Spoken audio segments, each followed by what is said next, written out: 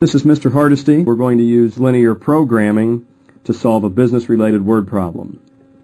Ingrid is planning to start a home-based business. She will be baking decorated cakes and specialty pies. She estimates that a decorated cake will take 75 minutes to prepare, and a specialty pie will take 30 minutes to prepare. She plans to work no more than 40 hours per week and does not want to make more than 60 pies in any one week. If she plans to charge $34 for a cake and $16 for a pie, find a combination of cakes and pies that will maximize her income for a week. Let's define the variables by using a C for the cakes and a P for the pies. Next, I would go to the end of the problem and locate maximize. The word maximize is huge in linear programming, or minimize, depending on the problem. That tells us how we're going to make the money. To maximize her income, she plans to charge $34 for a cake and $16 for a pie.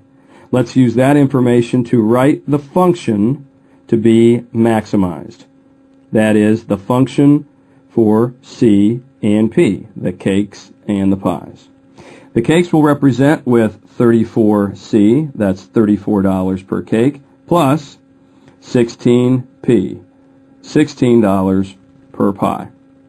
We'll save that function for later in the problem when we actually go to calculate her maximum income. To get to that point, we need to create all of the constraints to find the ordered pairs that will represent the cakes and the pies.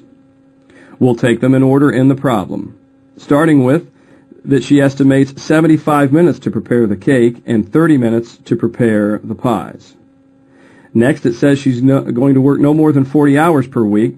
So those three pieces of information are all dealing with time as she prepares some of these goods for her business.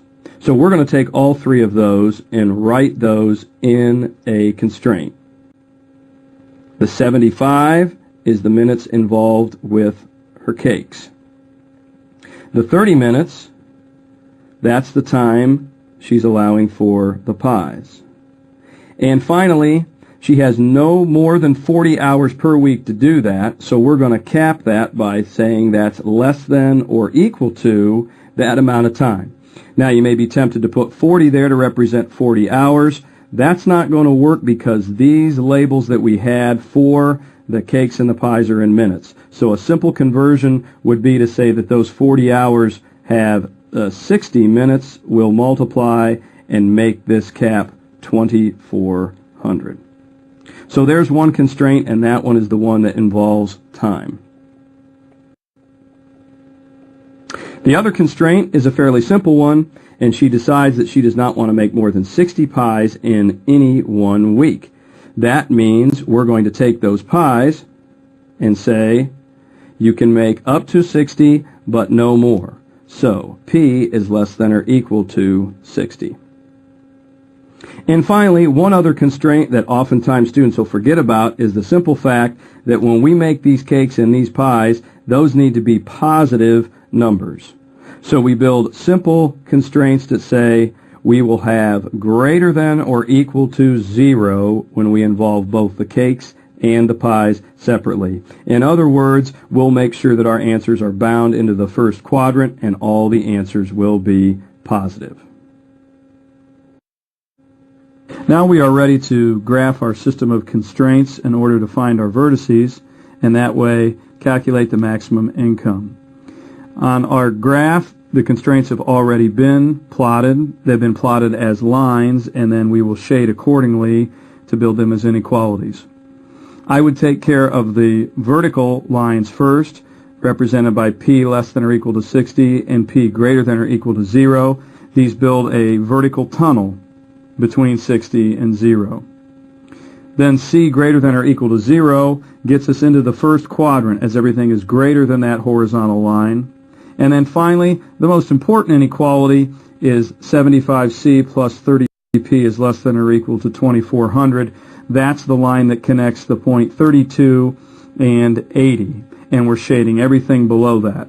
So what we've built is a polygon, and the most important points are the points of intersection, the 4 vertices.